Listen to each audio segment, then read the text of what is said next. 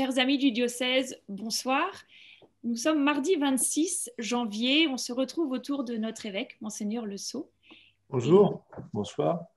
et d'inviter pour parler de la fête de Saint-Julien. Saint-Julien, il est fêté demain, le 27 janvier, et puis il sera fêté plus largement dans notre diocèse et dans nos paroisses ce dimanche. Alors, les conditions sanitaires font que malheureusement, nous ne pourrons pas nous retrouver comme tous les ans à la cathédrale Saint-Julien en nombre, mais le diocèse a voulu vraiment qu'on continue à fêter notre saint patron et donc on vous a proposé plein d'outils que vous avez trouvés notamment sur le site et qui vous ont été transmis. Alors Monseigneur, c'est un rendez-vous annuel important de fêter ce premier chrétien de notre diocèse, Saint Julien. J'imagine que cette année, vous êtes un peu triste peut-être de ne pouvoir rassembler largement à la cathédrale autour de notre saint patron. Oui, enfin triste, je ne sais pas si c'est le bon mot, mais c'est sûr que les conditions sanitaires, nous devons les respecter. Ceci étant dit, l'important, c'est que nous fêtions Saint-Julien, et du coup, c'est l'occasion peut-être cette année de permettre aux paroisses de s'approprier de manière plus immédiate, plus consciente de la fête de Saint-Julien. Vous savez, donc, premier évêque du diocèse, et donc c'est lui, avec ses compagnons, qui nous a donné l'évangile, ici, dans ces terres. Et vous savez, la tradition dit que Saint Julien, de sa crosse, a frappé le sol, à la porte du Mans, d'où a jailli une source. Bien sûr, au-delà du fait historique, la source est la source du baptême.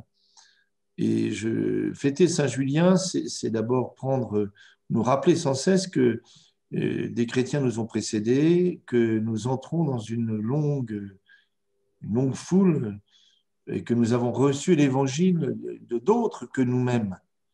Et cela est très important. Mais aussi, je pense qu'il y a un autre aspect, c'est qu'ils sont arrivés dans des terres qui n'étaient pas chrétiennes. Et pour moi, ça reste une question étonnante. Quelques chrétiens, une poignée de chrétiens qui arrivent ici et qui vont annoncer l'évangile dans un monde qui ne le connaît pas, un monde païen, c'est-à-dire avec des pratiques qui n'ont rien à voir avec la vie chrétienne. Et je pense que leur exemple, leur prière, la prière de Saint Julien, peut nous aider à chaque génération, et particulièrement à la nôtre, nous dire, mais comment j'annonce à frais nouveau la joie de l'Évangile, la joie de la vie chrétienne à notre monde tel qu'il est, pas tel que nous le rêvons. Et je vais prier cette année encore, par l'intercession de Saint Julien, que nous soit accordé l'audace missionnaire, la simplicité missionnaire, pour que nous-mêmes nous fassions jaillir les sources vives de la vie du Christ. C'est ça que nous devons demander et recevoir, je pense, en fêtant Saint-Julien. Merci Monseigneur. Père Paul-Antoine, vous êtes un des vicaires généraux du diocèse, vous êtes sartois, vous êtes en fait, quand vous étiez enfant, dans la Sarthe, est-ce que vous aviez déjà entendu parler de Saint Julien? Est-ce que c'était une figure importante pour vous? Alors peu, parce que quand j'étais enfant, je n'habitais pas dans la Sarthe. Donc, non, c'est que je m'y suis intéressé après. Parce que la dimension historique, moi, elle me paraît importante. Aussi, on a une histoire commune, donc on sait d'où on vient. Et je trouve ça toujours intéressant de voir toutes ces étapes de la christianisation et comment l'évangile est arrivé, comme le disait notre évêque, dans un monde où personne n'avait entendu le nom de Jésus. Et cet homme, probablement, on dit qu'il arrive avec deux de ses amis, qui s'appelaient Turib et Pavas. Et il arrive ici, et c'est la folie de l'évangile qui le pousse à venir annoncer aux petits païens qu'on était l'évangile de Jésus-Christ. C'est ça, moi je me suis intéressé à cette histoire-là. Et pourquoi est-ce important aujourd'hui d'avoir un saint patron dans un diocèse? Ça, c'est plus à l'évêque qu'il faut demander. Non, mais là c'est parce que c'est le mystère de l'Église que nous vivons. Nous sommes dans la communion des saints. La communion des saints, c'est la communion entre nous. Nous vivons du même baptême, de la même foi, mais c'est la communion avec ceux qui nous ont précédés. Et je pense que si l'Église est attachée à ne pas perdre la mémoire de ceux qui lui ont apporté l'Évangile, c'est parce qu'il y a une question de saine ecclésiologie. Vous savez, le danger, c'est de penser que nous sommes les premiers ou les derniers. Alors, nous ne sommes ni les premiers ni les derniers. Nous entrons dans un mystère du salut, du Dieu qui accorde, qui donne le salut au monde. Et donc, c'est dans le réel, c'est passé avec des hommes concrets, des femmes, avec une histoire dans un contexte précis, dans une culture particulière, comme nous devons faire ce travail dans notre monde particulier, sa culture particulière. Et donc, faire mémoire d'avoir un saint patron, c'est reconnaître tout cela, c'est vouloir vivre tout cela. Père Paul-Antoine, quand on préparait cet échange, je vous demandais, mais est-ce qu'il y a beaucoup de lieux dans la Sarthe qui portent le nom de Saint-Julien? Et en fait, vous me disiez qu'il y en En fait, avait. il n'y a pas énormément de lieux, mais Cécile, dans un instant, va nous parler, par exemple, de Saint-Julien le Pauvre. Et il y a des lieux où on garde une tradition orale de la fête de Saint-Julien. Et par exemple, chez Cécile, à côté de l'église, il y a une ferme qui s'appelle le Pas de Saint-Julien. Et cette ferme, on sait qu'elle a été construite le long d'une voie romaine, à 2 mètres de cette ferme. Et il y a une pierre de Roussard dans laquelle il y a la forme d'un pas. Et la tradition orale nous raconte qu'en fait, Julien aurait enfoncé son pied dans cette pierre en voulant fonder la première cathédrale au Mans, donc à plusieurs kilomètres. Et ça, la marque de son pied serait restée dans cette pierre de Roussard. Et donc, vous voyez, cette ferme, elle porte ce nom. Et on sait qu'en Sarthe, il y a plein de petits lieux comme ça du côté de Poncé-sur-Loire. Il y a beaucoup de la tradition orale autour de Saint-Julien, Saint-Marceau. Et c'est des éléments, c'est la tradition orale, mais on voit qu'il y a des éléments de l'histoire qui peuvent être relus à partir de ça. C'était enjolivé au IXe siècle, on sait, l'histoire de Saint-Julien, parce qu'il fallait s'imposer par rapport à notre voisin de Tours. C'était une guerre entre les deux diocèses, entre Le Mans et Tours. Ils avaient la grande figure de Saint-Martin. Nous, il fallait avoir un saint encore plus fort, on va dire, que Saint-Martin. Et donc remonter au tout premier temps du christianisme, on a même fait dire à ce moment-là que Julien faisait partie, c'était l'un des 72 disciples que Jésus avait envoyés. Et vous voyez, l'idée, c'était de gagner du terrain et de la puissance par rapport à Tours. Mais à travers ça, mais là, je n'aurai pas le temps d'en parler ici, mais on sait que quand même Julien est un personnage historique. Première attestation historique, c'est par écrit en 616. Et on pense qu'il arrivait à la fin du IVe siècle, pour des raisons archéologiques très sûres. Merci beaucoup. Cécile, vous êtes membre de l'EAP de l'ensemble paroissial de Conly, auquel est rattachée justement cette église de Saint-Julien le Pauvre. Je crois donc depuis maintenant 2002, il y a une tradition d'une messe célébrée autour de la Saint-Julien dans cette église et vous participez à cette messe. Et est-ce que vous pouvez un peu nous raconter ce qui se vit localement là? Oui, alors pour cette année, cette messe aura lieu le 6 février parce que notre père est parti au Bénin, Père Julien, entre autres, et l'évêque ne pouvait pas venir avant cette date. Donc, on est tous, les paroissiens sont tous heureux de se retrouver à cette messe de Saint-Julien, le pauvre, chaque année, pour fêter leur saint patron. Oui, c'est ça. Vous disiez l'importance vous ressentiez une réelle joie de tous les gens du village, des alentours, les amis viennent pour célébrer ce saint patron.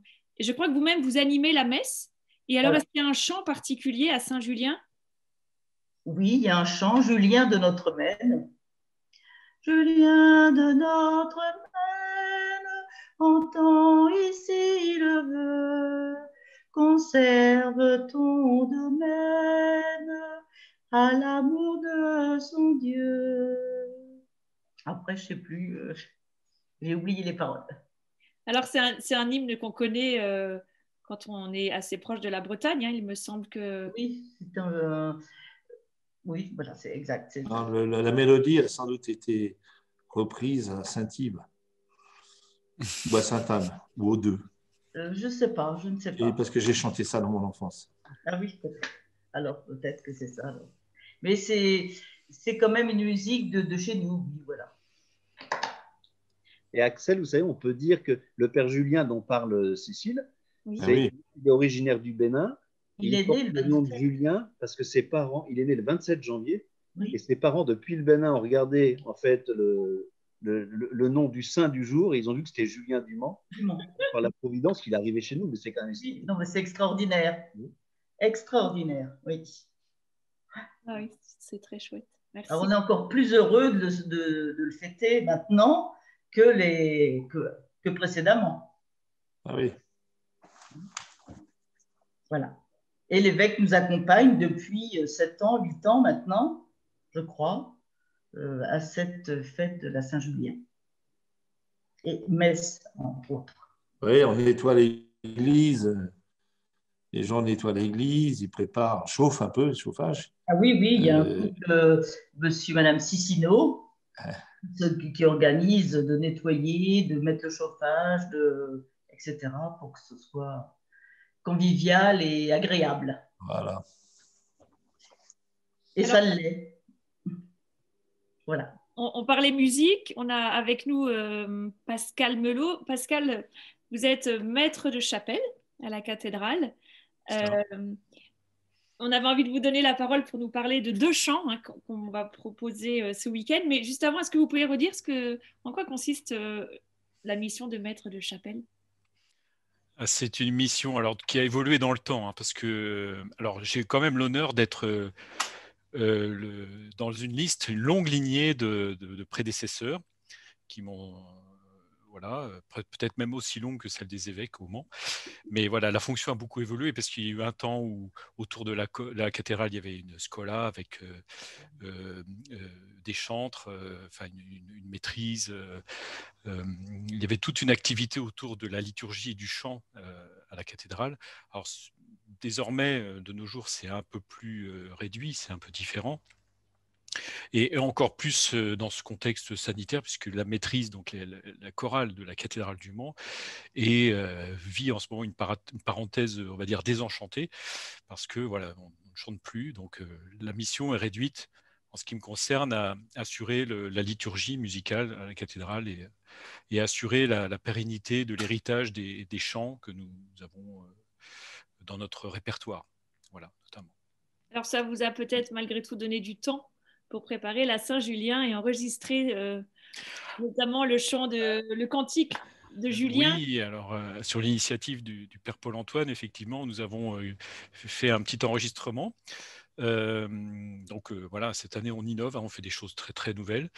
Et on a enregistré 2 chants.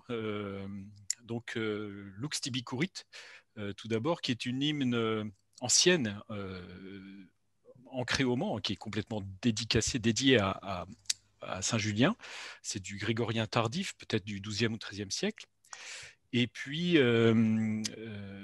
voilà, et qui a été arrangé par Jacques Berthier, donc un musicien contemporain qui a beaucoup œuvré pour le chant sacré et qui avait une particulière amitié pour Le Mans au temps de mon prédécesseur, notamment Philippe Lenoble, et qui a en 1992 repris cet hymne et l'a arrangé pour trompette et orgue avec une partition un peu plus complexe.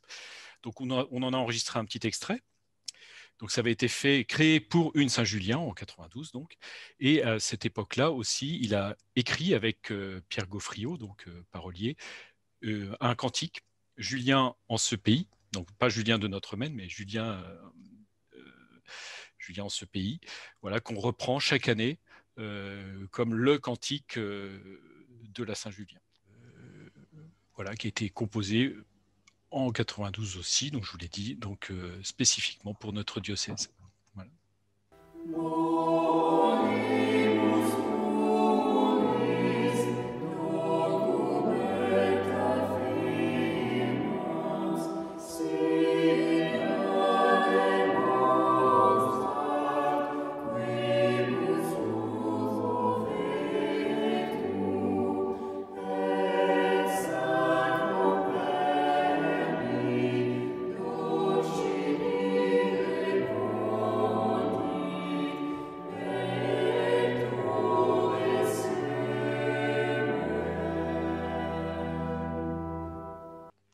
Merci. Alors, on peut retrouver ces deux morceaux, ces deux chants sur le site du diocèse, sur la page YouTube du diocèse, afin que dimanche, on puisse participer. Merci pour ce beau travail, parce que je crois que vous avez avec votre famille, le Père Paul Antoine, enfin certainement. Ah, c'est un vrai plaisir. Hein.